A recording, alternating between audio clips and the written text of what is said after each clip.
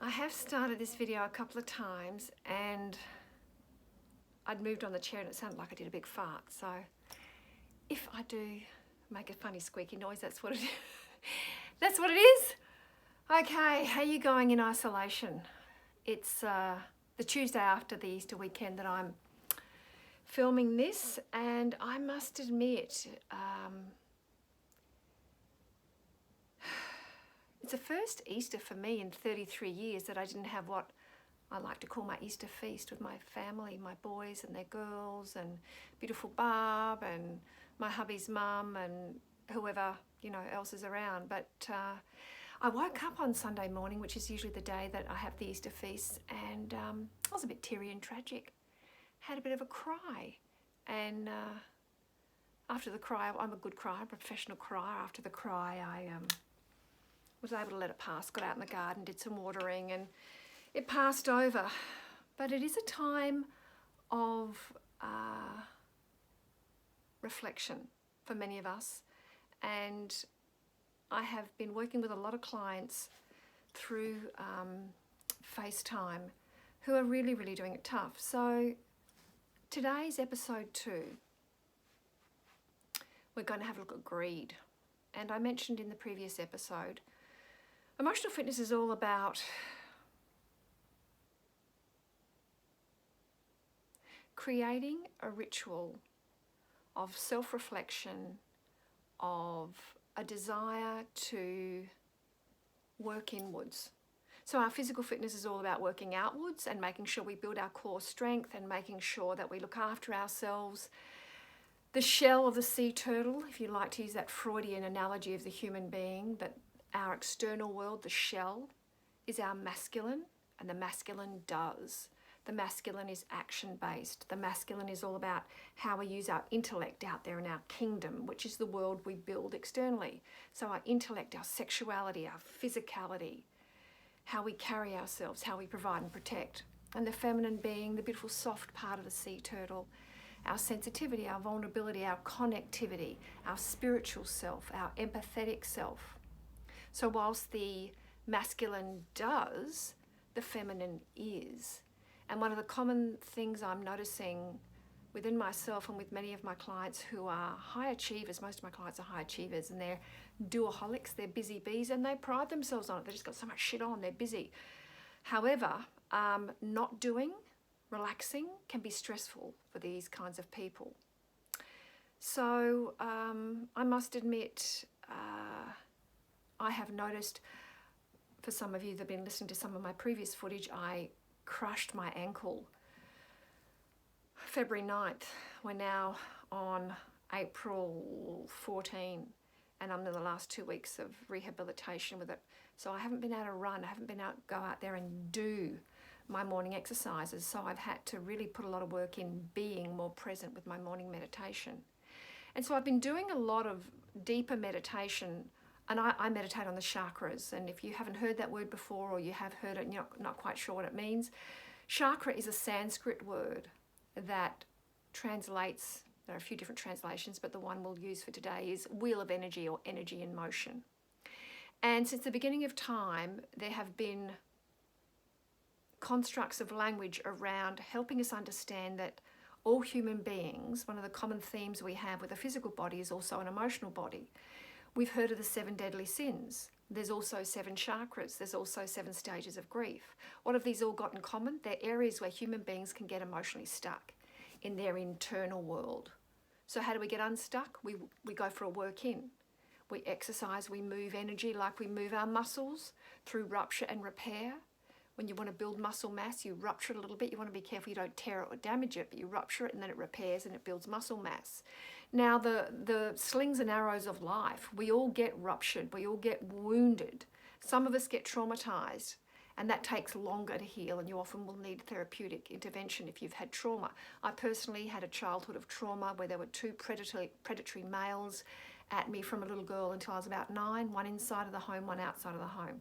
So I've needed a lot of psychiatric and psychological help with rewiring and unlearning old patterns of association. But apart from the trauma, I also had a lot of wounding around just everyday life, like we all do. I've had, the father of my children and I are no longer together. I've remarried in recovery. And very few people go through life without some rupture. A marriage ends, or a great love ends. Somebody we care about dies. A career ends. Destruction often precedes construction. And in this COVID-19 chapter that we are all in together, we are seeing our economies around the world dismantle. People losing their jobs, people losing loved ones. It's a very, very distressing time for many. There is grieving happening in varying degrees for human beings all over the planet. And so where there is grief, if we process through the grief, there will also be relief, and that is that we are able to think of a loved one that we've lost, not immobilized with grief, but perhaps with tender thoughts and a gentle smile and a tear of joy for the gratitude that they've touched our lives. But that takes time to get there. And how do people move through grief? Well, they go inwards, they work through. So the 7 deadly sins, the first episode, we had a look at denial, which is very common for people like myself that have had rampant addictions. So if you haven't heard of any of my work before, I've been a chronic drug addict, alcoholic for 19 years of my life. I'm 58 now. I got clean and sober when I was 33. I've been consistently clean and sober one day at a time. So it's total abstinence from drugs and alcohol since October the 12th, 1995. However, living in deep denial, and we spoke last session about the crown chakra, which when we look at the 7 deadly sins, often pride, being pig-headed and getting blocked in that crown chakra, and we unpacked that in the previous episode, episode 1. Today I want to have a look at greed. And again, this is just some interesting observations. Well, you might find them dull and boring, and I respect and absolutely defend your right to disagree with me. But I've found some interesting correlations working one-on-one with the lived experience model of emotional fitness for the past 25 years in these areas that people get stuck. And where I see correlated with this third eye, which is where we call that the third eye chakra, which is very much around intuition, insight, psychic ability. We call it the third eye. You sometimes hear, I don't know if it was Billy Connolly or one of the great comedians, I remember them saying that their mother had eyes in the back of their head. How did their mother know shit that she couldn't see? And that's that's a female intuition. But regardless of your gender, we've all got the capacity to be intuitively wise as well as book smart, intellectually wise. Now, when we have a look at how we use intuition, I'd just like for you to reflect. And this chat that we're having here, well, I know it's one way, but this video series that I'm sharing with you is an opportunity for you to reflect, for you to go within. Hit pause after I say something that might be of interest or might get you thinking, and then sit and reflect. Go within, ask yourself that question. When I work with a client for the first time, I always say to them, I don't have your answers. I don't have all of my answers yet. But what I can help you with is your self-questioning. Because you have an internal emotional GPS system, but many people don't use it all, don't use the 7 gears because they get blocked in 1 or 2, or if you're anything like me, I was a queen of dysfunction. I could get blocked in all 7, and on any good day, I can be a shining example or a bloody good warning. I have that capacity to be helpful or harmful, and it depends on, my internal work, my relationship with myself. Have you ever noticed when you're in a good place, in a peaceful place with yourself, and you're driving in traffic, if somebody wants to get in, you wave them in. But, if I'm in a shitty place and I'm full, I've got no room inside of me, and somebody wants to get in, it's like, fuck you. There's no room, I'll speed up. I'm an asshole. So when I'm blocked and when I'm full and in overwhelm, I haven't got any room for anybody else's dysfunction because I'm full of my own. So emotional fitness and working within, which is something I would encourage you to have a look at doing every morning. And what you can do is I'm going to do the 7 deadly sins. You can perhaps take some notes of any tidbits in these episodes that help you, and then in the morning just do some meditation. And meditation is just about connecting to that internal queendom, your feminine, that is still, and to just be there, to be with yourself. So often we ask of our friends and our lovers to be there for us, but it's a really selfish thing to do if you are not able to be there for yourself, if you want them to come and rescue you. Asking for help is a healthy thing to do, but expecting to be rescued is, an emotionally lazy, codependent relationship, because you won't do for yourself. We know with children, we teach them how to feed themselves and do up their own shoelaces and learn for themselves and question for themselves so they can be independent and interdependent adults. And they can attract partnerships rather than codependent relationships. So let's get back to this beautiful third eye. And I often like to visualize, it's represented by the beautiful color violet, lavender, purple. And when I'm doing my morning meditation and I move into this chakra, your left hand being your feminine, your right hand being your masculine, you might have heard that saying, the person you've been looking for and waiting for all your life is you. We must become the parent we needed when we were younger for ourselves in adult life. And so when we hold our own hand, we're masculine and feminine, when adult and child, when we hold our own hand, we are actually being there for ourselves. We know when we're with a loved one or a child and they're anxious or upset, what do? We put our hands on them. We hold their hand, we comfort their hand so they know, because there is beautiful energy that comes off the hands of somebody who loves you.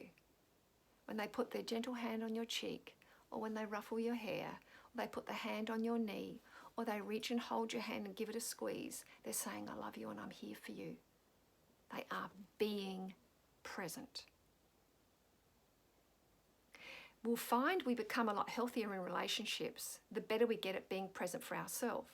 So as a part of my emotional fitness regime, every single morning I lay on the floor and I do a horizontal meditation. There are many types of meditation, and there's no right or wrong. But if you are a beginner, for some people, you can learn transcendental, you can learn open-eyed, there are so many places on the internet you can go and learn meditation. But it simply means being still, being surrendered, being open and listening and going within. Sitting up for some people can be awkward, uncomfortable. At the end of the day, you've got to find out what works for you. I like absolute surrender. I like to lay on my back, so my feminine is to the universe, and then I flip over and lay on my stomach, then I come up on my knees, third eye to the floor, and I have my own different rituals. Your body will tell you what it needs. But I think for all human beings, when we deliberately stretch our body out, some people do it in bed, you watch a little baby wake up, you watch a dog before it gets up, they stretch, or a cat.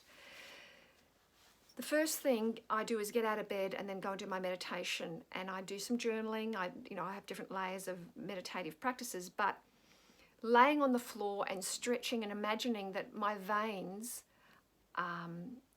also have a double wiring system that operates like fairy lights that is attached to all of these chakra centers. And if I stretch myself out, those fairy lights will come on, because I want enlightenment. But I got to plug in the socket. I've got to show up and turn on the lights. So when I get to this beautiful third eye chakra, and you see in some of the Egyptian hieroglyphics, often the third eye, there are eyes used in many different, in the Greek mythology. But as a chakra, I like to think of this beautiful third eye like a beautiful light, the light in a lighthouse that helps people lost when they're lost at sea. And that light saves lives. It operates at 360 degrees. Now, when we have enlightenment, our third eye that sees intuitively has full range to the outer world and then our inner world. Your heart, I'm 58 years of age. I have got 58 chapters of books inside my heart's library. And you have in your heart's library, as many years you've been alive, there is the 365-day journal there. And no 2 days are ever exactly the same. And, you know, each year has seasons, and, you know, hasn't 2020 been an interesting one? Now, that's the heart remembers. You know, when you know a song by heart, somebody might say to you, do you know the lyrics to, you know, for me, of my era, it might be an old Aretha Franklin song or a Beach Boys song. And they might say, do you know the lyrics to Barbara Ann? I could go, oh, some of them, but no, I wouldn't be able to remember all of them. But if you put that song on, I can sing them all because I know them by heart. When we know things by heart, we take an imprint, and it's with us forever, like great loves. You know, my grandfather's hands, I had a beautiful, safe grandfather. I've got German heritage, and we used to call him Papa, and he used to smoke a pipe, a beautiful pipe. And he was a very quiet, silent, beautiful, beautiful man.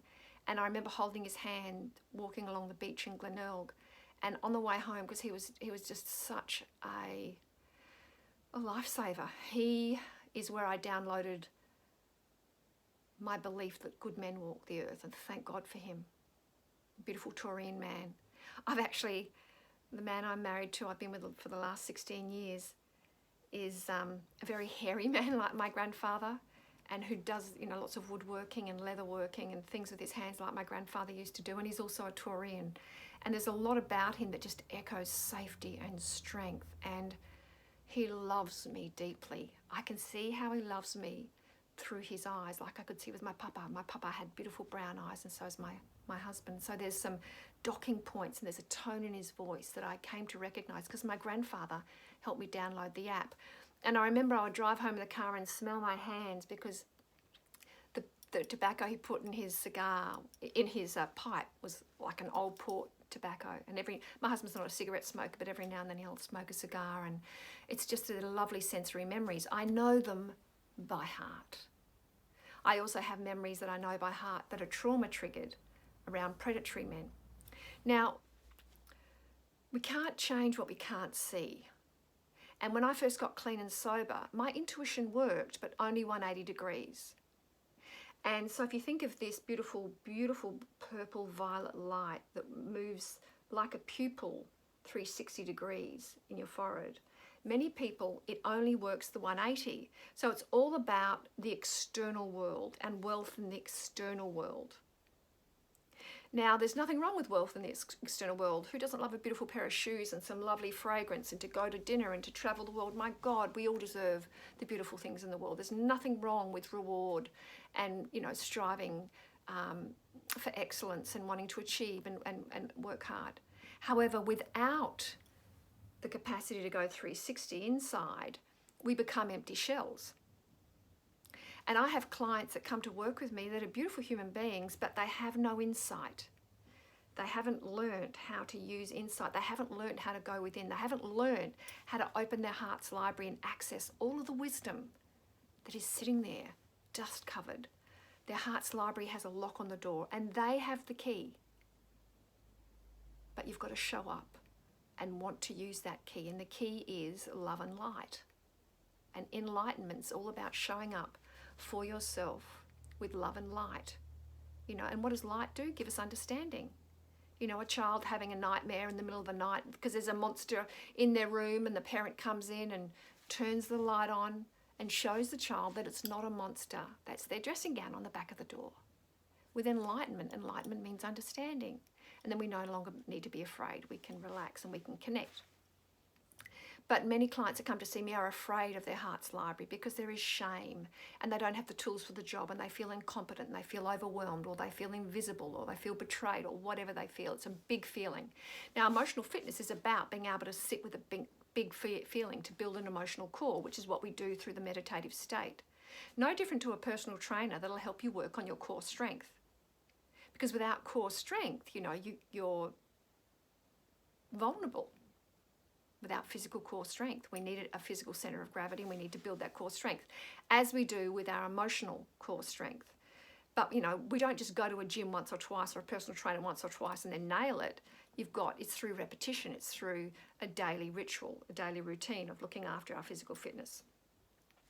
So when you've only got 180 degree access, and this is where this intuitive chakra ties in with the 7 deadly sins, because The next sin we want to have a look at is greed.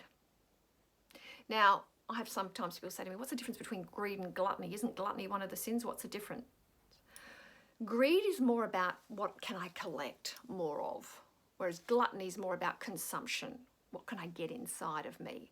You know, and we're going to get to gluttony down the track. So when we don't have any insight, when we don't know our internal value, we can't be loved for all of who we are. If we won't show anybody all of who we are, we will never feel truly loved. It'll feel like a fraudulent relationship. When I have people say, you know, well, he or she just doesn't meet my needs, I'll say to them, you know, what are your emotional needs? Not, you know, how they unpack the dishwasher or how much they earn. What are your emotional needs? What are your heart's needs? If we don't go within, we go without. And so in going without, you've probably heard that saying, some people are so poor, all they have is money.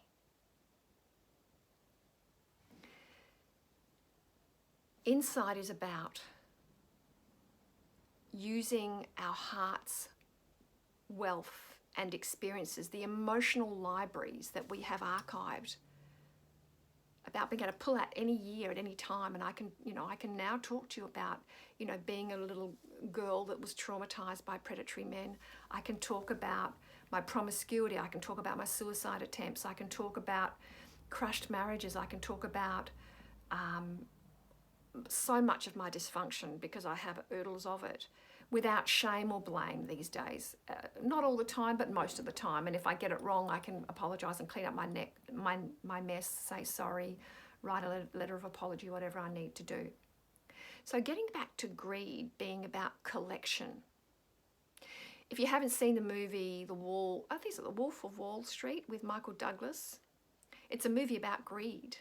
Greed is good is one of his mantras. But what I do find is with people that have this collective greed, so it's all about collecting these external things, attention, and yes, it can involve food, but gluttony is deeper there. They do so, and whenever there's a person that's greedy, we also slash selfish. So it's all about what I can get, you know, how much I can collect.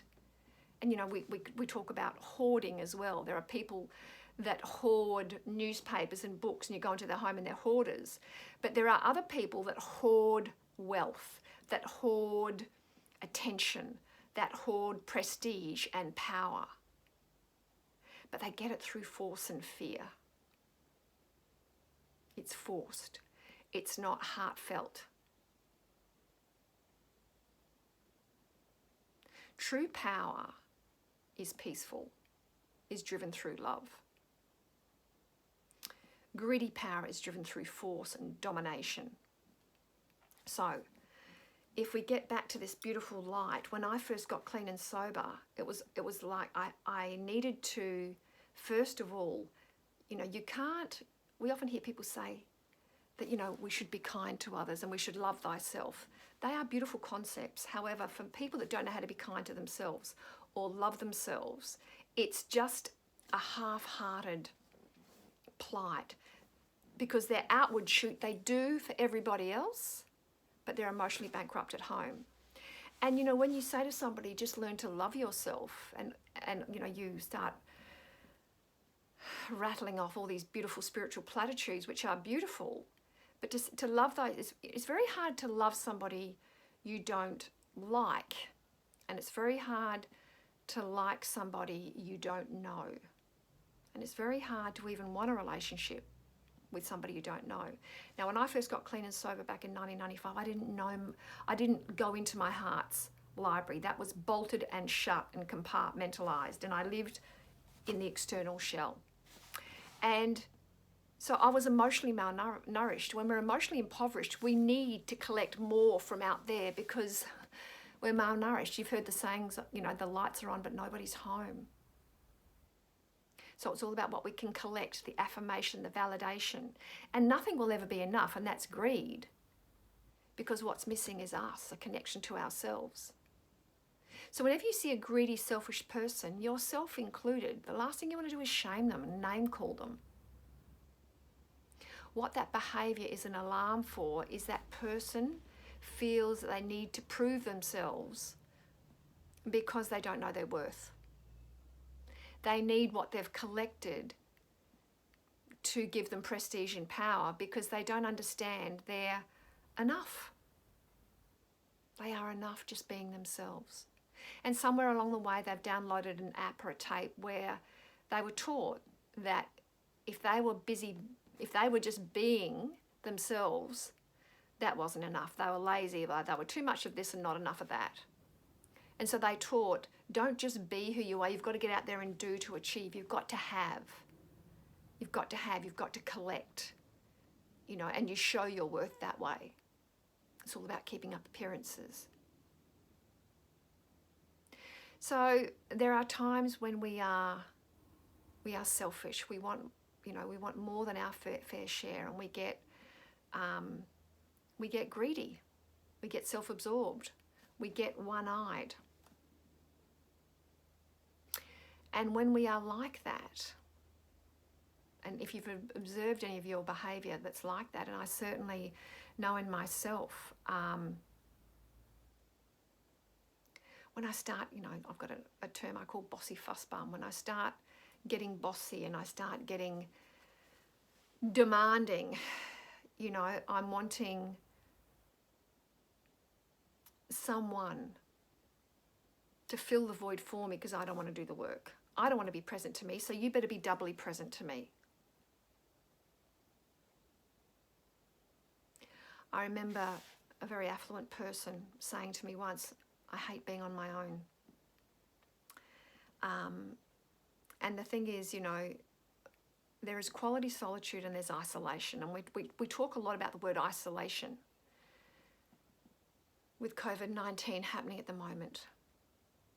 But what I am observing with clients that are doing their emotional fitness work, they're enjoying the peaceful solitude, to tinker around and do labours of love, and also to do nothing, to just put their head on their partner's lap and relax, or tinker around. For me, when my husband takes the dog for a walk, I get out in my garden every afternoon and just have some little time with Mother Nature.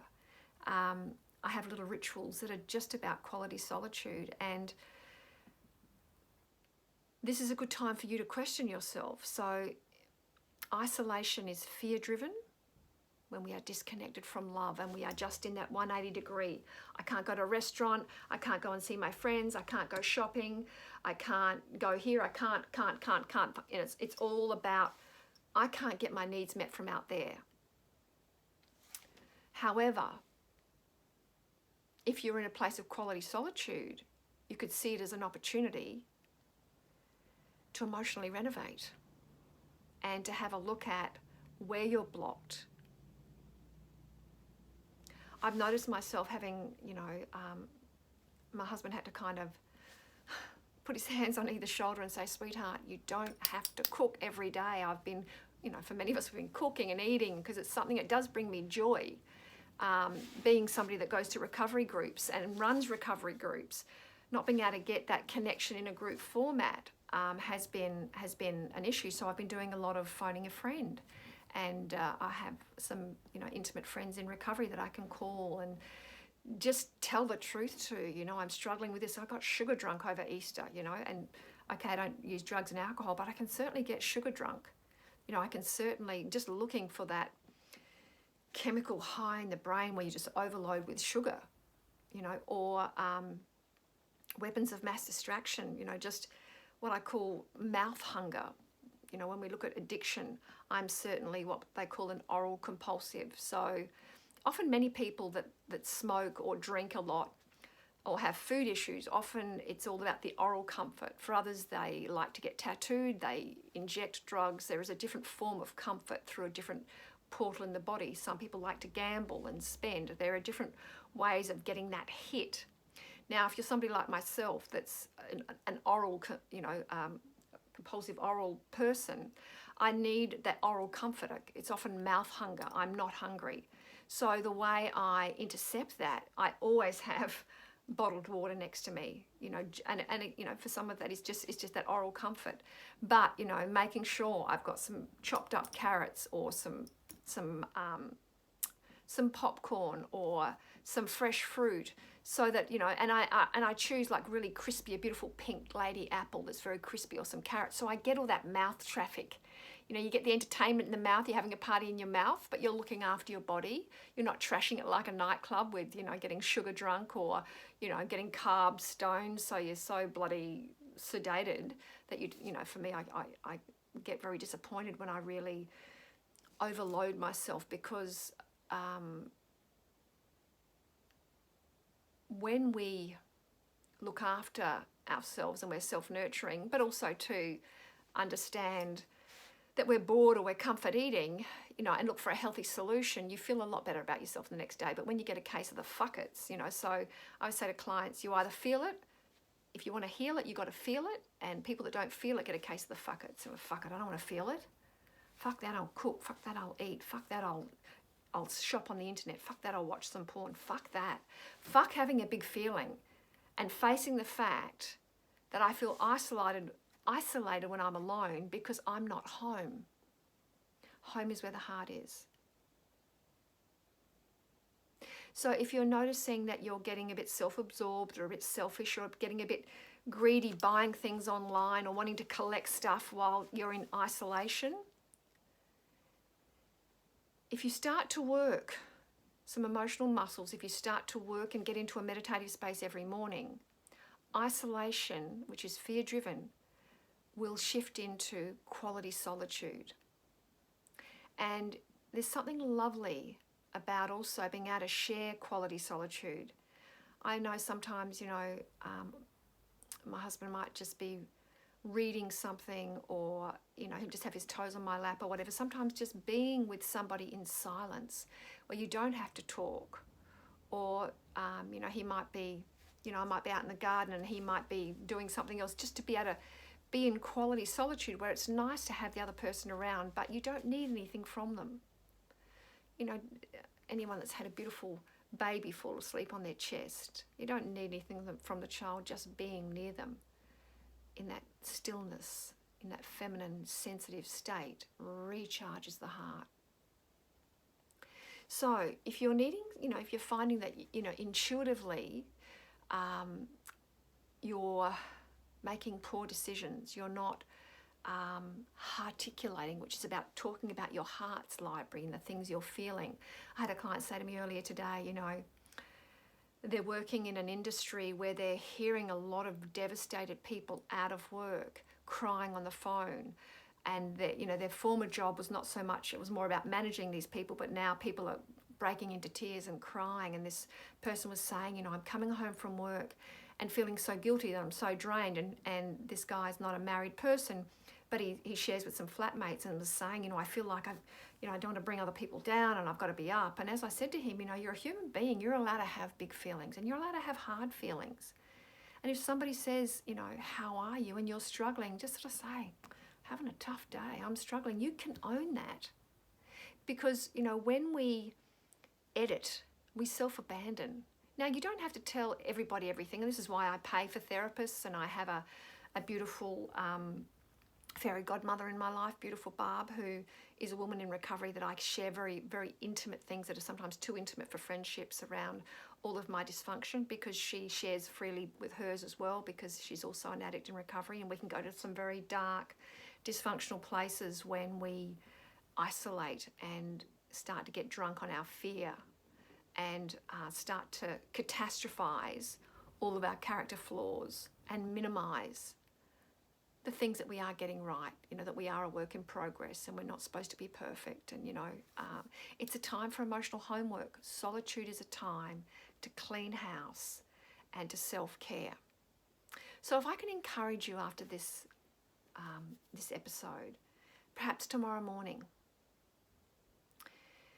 before you start your day, to give yourself just 5 minutes. I personally, my meditation, you know, and my morning emotional fitness ritual runs for about an hour, and even a bit longer now because I can't go for a run at the moment. But if you could carve out, before you put on your work clothes, before you even communicate with anybody else, to get out of bed and to go into a little place where you can you know, for some clients, they have a little Aladdin's rug that they roll up, a beautiful beach towel, or just somewhere soft on the floor that you can lay and lay your body down. That is empowered surrender. When we lay our body down and surrender to the universe, beam me up, Scotty, and you close your eye and you turn on your heart lights, and you can move through the chakras. Google the chakras. There are so many beautiful pictures that you can get there. And again, it's just a wheel in motion. You know, the 7 deadly sins, we all get blocked. We all get selfish. We all get focused on what we can collect on the external world because we have forgotten to connect with our internal wealth, that we are enough as we are, we have enough. But also too, your heart's libraries, you have a lot of wisdom. That's what I love about group work. When you sit with groups of people, this is what's divine about the Recovery Network. These are, you can't bullshit a bullshitter. These are people that are really focused on working the muscle of de-bullshitting themselves. And if you've been in denial and drinking and drugging for a long time, it will be a muscle that's quite fragile. It needs daily working. But, you know, I have worked in jails and rehabs and detoxes and detention centres all around the world. I've come across people, you know, I've done recovery groups in Russia and Moscow and in Paris and all around the world. And one of the beautiful, beautiful, beautiful unifying things I find when you're, and I know in, you know, some of the countries I've been to, there haven't been English speaking meetings, but it doesn't matter. It doesn't matter if they can't understand me and I can't understand them, because when people are articulating, it doesn't matter the language. You could go to a wedding or a funeral in any culture, because the heart is a universal language that transcends age, gender, and culture. When people, you know, are betrothing their love in a wedding or are shedding a tear as they bury somebody they loved, that's a universal language. And the energy that comes off a human being in that place, you know, when a mother or a father holds a newborn child, that's a universal language of articulation. And so one of the things I miss about being able to visually look across the room and feel somebody articulating as they open, you know, I think of something out of Harry Potter or Lord of the Rings. They open the beautiful doors of their heart's library and they pull out a book they haven't opened for years, and they dust it off and they start telling you some of their story. It is enchanting. No two people on this planet have the same fingerprint, and no two people have the same heart print. And the most fascinating movies, anyone's just watched Tiger King, oh my God, what an interesting character study. Real life, you can't make this shit up. Truth is stranger than fiction. People are incredibly interesting. And as you unpack their wiring and the information they downloaded and believed about themselves when they were 3 years of age, when they were 5 years of age, when they were 15, when they were 22, these belief systems that either built a section of horror stories and isolating, frightening books with very few love stories. Happily ever after, we often think about it being we get cynical, and it's an urban myth that we can live happily ever after. I absolutely disagree. I spent many years single when I first got clean and sober, and I had to start to work on the happily ever after within myself. I had a client earlier say, all I'm looking for is peace. And the thing is, peace is a byproduct of acceptance of all that is. You know, when a child is upset because they've done something really dysfunctional, what a loving parent will do is bring peace to that troubled child and separate their character and their worth from their behaviour. Now, this behaviour is not okay. There are consequences to this behaviour, but I love you, sweetheart, and we'll work through it. But it does mean you're grounded. It does mean your pocket money has to pay this back to fix this. But I love you. Come on, let's have some dinner and let's talk about this. They separate off the behaviour of that child's value and character. Now, many adults are walking around with very few volumes of knowing their value and lots of chapters of knowing their flaws. And it took me many years of therapy to learn that my behaviours, as dysfunctional as they have been and can still be, make me human. We are all flawed. We all fuck up. We all get it wrong.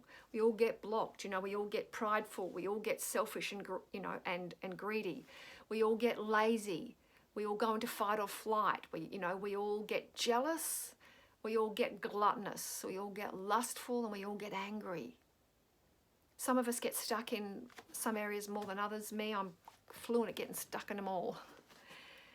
Most people spend the second half of their life getting over the first. So tomorrow morning, perhaps some empowered surrender on the floor for 5 minutes, and just work on, and just imagine the visualization of you wanting to start to activate this beautiful intuitive light to go 360 degrees, so you can actually light up your heart's library and start to really build some self-empathy.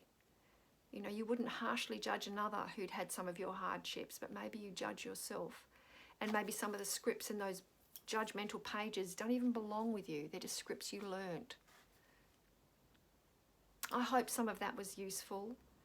The next chakra center, the next energy center we're going to look at is communication. And I'm going to tie sloth or laziness there with that one, because many of us can become lazy communicators, which means what do? We get aggressive, we go into fight, so we shame the other person. When we're having a big feeling, we don't want to feel it. We want to dump it on you. So we get aggressive and we project it, and so we go into fight, and that's a lazy way of communicating. We get into blame and shame, or we go into flight. We have a big feeling, we say nothing, we keep the peace, we suck it up, put a smile on our face, drink a cup of concrete, pretend everything's okay. We start living a lie. You've heard that saying. When you say yes to another and no to yourself, you are starting a war with yourself. You know, you're starting self-betrayal. That beautiful line in the invitation that reads, "Can you bear the accusation of betrayal from another and not betray your own soul?" I'm not a very liked woman in many social circles for a multitude of reasons, and I probably agree with a lot of those reasons. I'm difficult to get close to. I'm very guarded and cautious. However, the very, very few people that have taken I am hard work. I'm hard work, and I'm fiery, and when I get fearful, I'm difficult, very, very difficult. However, over the years, I've learned that I don't have to be perfect, but you know, the only person I compare myself to is who I was yesterday, who I was this time last year and the year before. And you know, we're all a work in progress. And so when you are laying on the floor tomorrow morning, some music might help you relax, just some instrumental music. But just imagine, visualize your third eye being a beautiful violet light that you want to turn 360 degrees. And as it turns to your inside world, imagine this beautiful library. And if you're, 30 years of age, there's 30 years of chapters there. Summer, autumn, winter, spring. There are lots of beautiful chapters. There's lots of very valuable information. Okay, you fucked up a lot, but you got some stuff right as well. Be careful that you are not catastrophizing your behaviour and minimising your character. We all deserve to be here. We all deserve forgiveness. We all deserve empathy. We all make mistakes. And we all get it wrong. Now, some people will never forgive you. Some people will hold a grudge that you've fucked up and you've wronged them, and they'll hold that grudge forever, and that's their right to. I personally... I've had a lot of people do the wrong thing by me, and I've done the wrong thing by other people, but personally there's not one single person in my life, and even if, two of the predatory men, if they were alive, if they knocked on my door and took full responsibility, I would put the kettle on and invite them in. And there's not a person, I don't have unfinished business with anybody that I've had past grievances with, because I can't afford to carry that toxic energy. Because fear and shame are like emotional cancers. They block our chakras. And we have to guard them, and we have to block off a part of ourselves. So the thing is, when there are people that have done us wrong, all we can do, and I do this in my morning meditation, is send them love and light. And send them healing and peace. That's all you can do. And as you do that, you gift it to yourself. So in your heart's library, as that beautiful light turns and lights up your heart, to try and have some empathy for yourself, some kindness and compassion, and just lay there in a gentle place. You can pop your hand on the chakra if you want to. You can just imagine it there, just listen to the music, but just practice being a little bit more, you know, we say we want people to be open-minded, but we also want to be open-hearted. Open-minded people and mindfulness are often very much about programming thoughts about the external world, but to be open-hearted is to actually be able to go into your, you know, open the libraries to your own heart and not have to be ashamed of the fact that you're a human being and you have stuffed up and your chakras have gotten blocked. Every saint has a past, every sinner has a future. So I'll be back to do this next chakra, the throat chakra, and we'll have a look, as I said, at communication, fight and flight, being lazy communicators there, and opening up that area and having a look at, you know, helping you improve communication with yourself. So until then, I'm sending you lots of love. My glasses on, I can never see how to turn this bloody thing off. There we are. Mwah. Lots of love. See you soon.